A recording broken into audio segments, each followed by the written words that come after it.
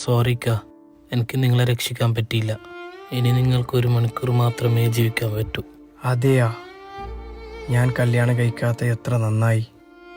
എനിക്കും വേണ്ടി സങ്കടപ്പെടാൻ ആരും ഇല്ലല്ലോ. ഹലോ റംഷി, എൻ്റെ പൊരൽ ബെഡിൻ്റെ അടിയിൽ കപ്പാട്ടിൻ്റെ ചാവിയുണ്ട്. അതെടുത്തിട്ട് കപ്പാട്ട് തുറന്നിട്ട് അതിലുള്ള പൈസ പാവങ്ങൾക്ക് ദാനം ചെയ്തോ. ഓക്കെ.